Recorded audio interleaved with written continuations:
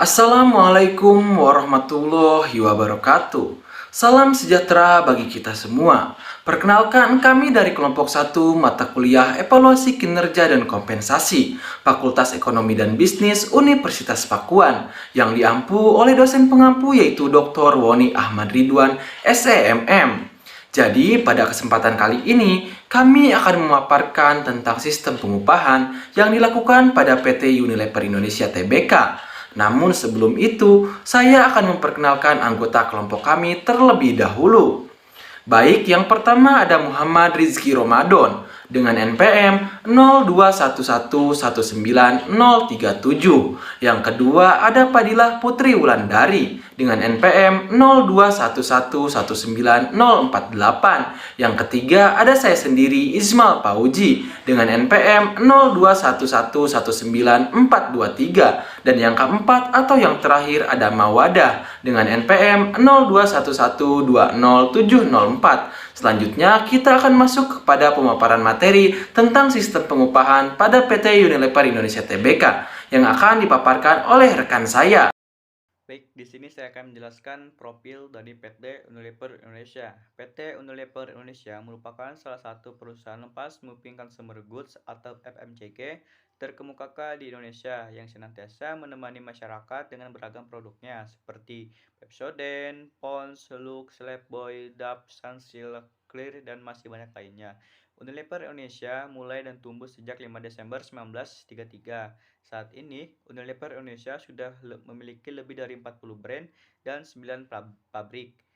Dan produk-produk yang diproduksi sudah mendapatkan sertifikasi halal dari Majelis Ulama Indonesia. Selanjutnya, apa itu struktur dan skala upah? Struktur dan skala upah merupakan susunan tingkat upah dari yang terendah sampai yang tertinggi ataupun begitu sebaliknya, yang memuat kisaran nominal upah dari yang terkecil sampai yang terbesar untuk setiap golongan jabatan.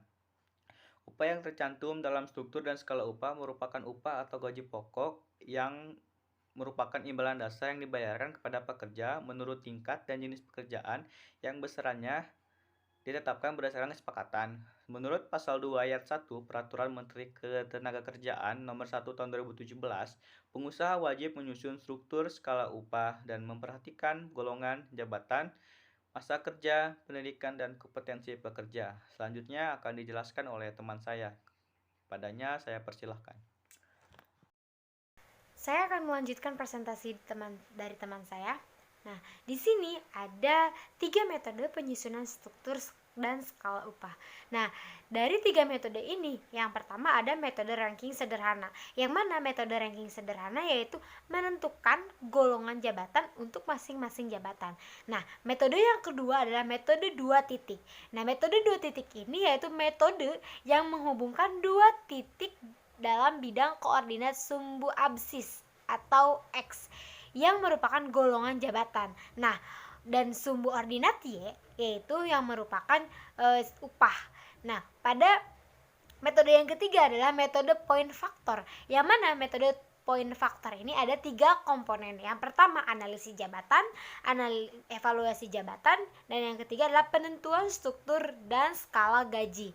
Nah, selanjutnya itu adalah metode ranking sederhana, yang mana PT Unilever Indonesia Tbk ini menggunakan metode seperti ini. Nah, metode seperti ini itu ada 8 langkah dalam menentukan struktur dan skala upah. Nah, di sini langkah yang pertama adalah menentukan jabatan dan uraian tugas masing-masing. Nah, yang kedua itu yaitu membuat daftar dan mengurutkan jabatan yang berdasarkan uraian tugasnya dari masing-masing jabatan tersebut, dari yang terendah sampai yang tersulit. Nah, yang ketiga yaitu membuat tabel struktur dan skala upah yang terdiri dari kolom jabatan, golongan jabatan, upah terkecil sampai upah terbesar. Nah, yang keempat yaitu menentukan upah terkecil untuk jabatan yang terendah. Nah, yang kelima yaitu menentukan upah terbesar untuk jabatan terendah juga.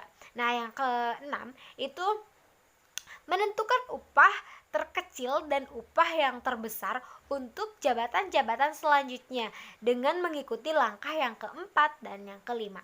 Nah, selanjutnya yaitu langkah yang ketujuh, masukkan upah terkecil dan upah terbesar masing-masing jabatan ke dalam tabel struktur dan skala upah. Nah, langkah yang terakhir yaitu menentukan golongan jabatan untuk masing-masing jabatan. Nah, di samping itu adalah kelompok kami sudah mengurutkan jabatan dari PT Unilever Indonesia Tbk, yang mana di sini kami sudah mengurutkan jabatan terendah sampai jabatan yang tersulit. Nah, di sini ada staf administrasi. Nah, ada HR administrator, ada marketing eksekutif, ada area sales manager, ada finance manager, ada marketing manager, ada HR business partner, ada general manager, sales dan marketing.